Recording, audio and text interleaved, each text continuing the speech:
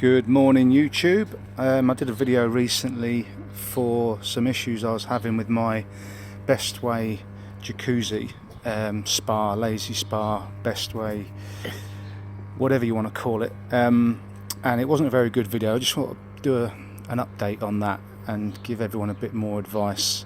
Now, the reason we were getting an issue on this was initially e03 fault, and then we had an e02 fault and an e01 fault, and all these faults, there's only four main ones, so e01, 2, 3 and 4, and they're all the same on all the Bestway jacuzzis, whether you've got this type, which is a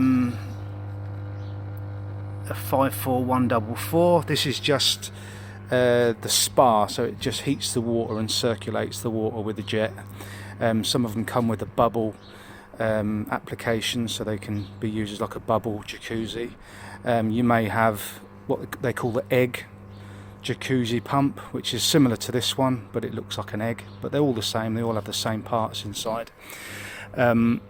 So this is just a quick demonstration of how you would take this apart. Now, around the outside of the jacuzzi cover, you've got some screws. I think there's about 6 in total. They're already out at the moment because I'm going to show you quickly how to take it apart. So if that fault comes up, e01, 2, 3 and 4, first thing to do would be to isolate it, turn the power off and reset it, see if that clears it. If not, you can attempt to press the reset button, the manual reset button, because e03 or 4 I believe is an overheating issue with the heater matrix. If that doesn't sort it out, then you've got to take it apart. So you unscrew all the screws around, and like I say, there's some around that side, they've already been removed, and then once all those are removed, you can then just pull the top off. I'll just put the phone down a second.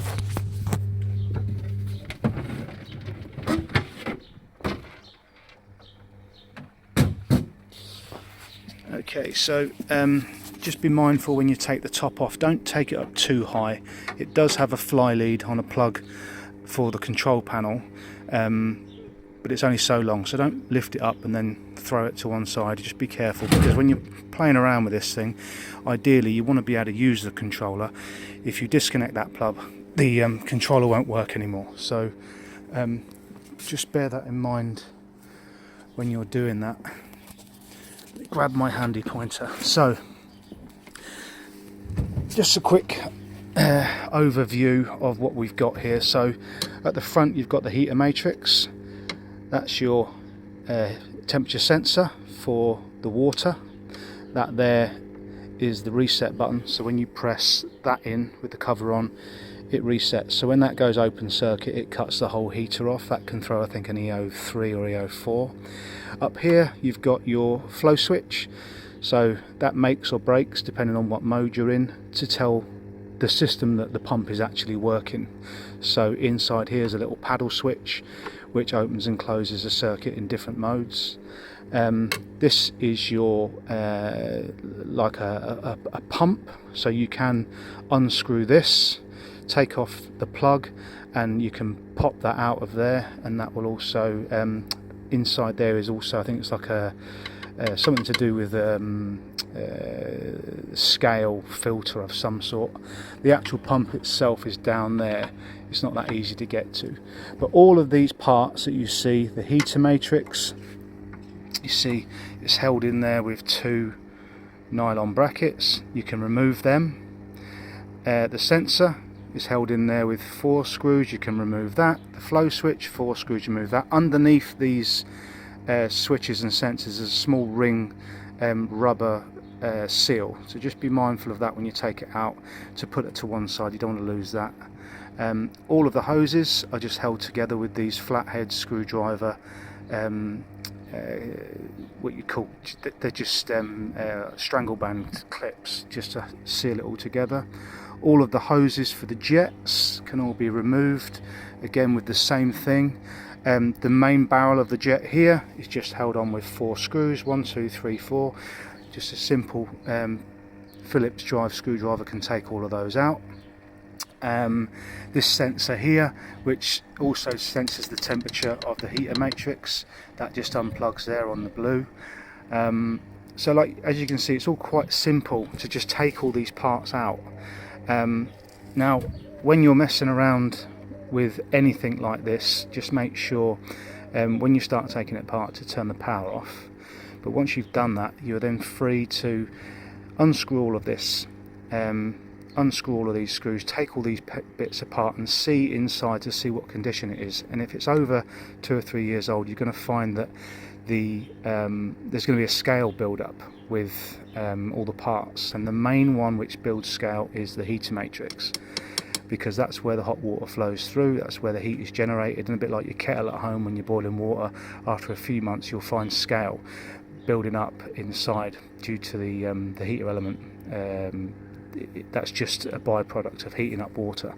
So to do a kettle clean at home, you'd use the Oust lime scale remover in the kettle, and you can do exactly the same with the heater matrix, the temperature sensor, the flow switch, because they all build up scale as well.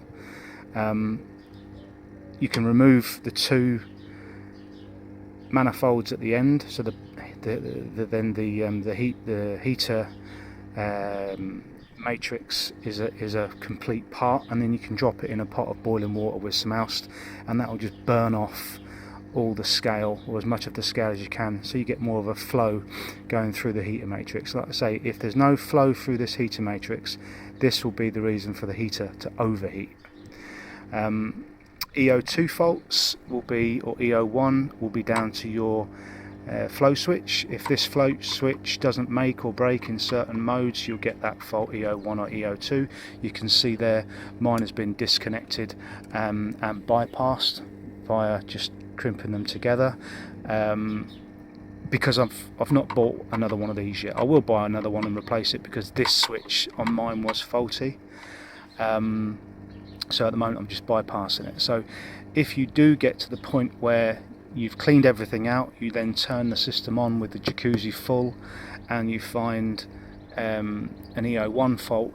One way of doing this would be to bypass this switch just by simply opening or closing the circuit. It's not as simple as just opening and closing the circuit. The way you do it is you turn the pump on your controller, and you will and you do it with the cables not twisted together to give an open circuit. That would tell the paddle, the PCB, that paddle is in the non-flow position. Then you press the heater button, and as you're pressing the heater button, within a couple of seconds you have to twist these cables together. That will then tell it that the float switch is made and we've got water flowing through. And then it's important then after that, until you get your new part, to just keep doing that every day. Just put it into boost, then put it into heater, because if you do that and turn the power off, you'll have to go through that process again. Hence why this cover has not been screwed back down again, because I wanted to keep the cables accessible, so I could then make and break them to turn it on and off. It's a bit of a pain, but once I've got my new flow switch, then we'll be good to go. Outside of that, you've got your PCB in there. That is your jet pump in there.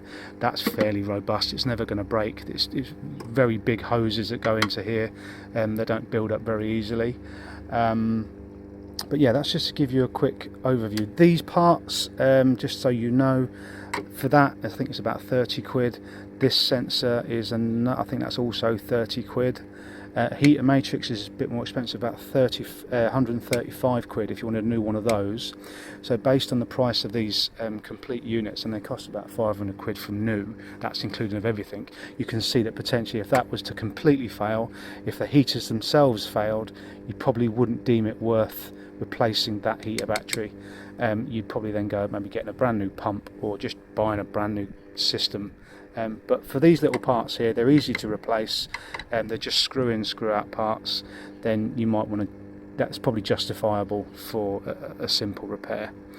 Any other questions, feel free to give a message in the below. Click like and subscribe on my videos, and stay tuned for the next one. Have a good one, take care.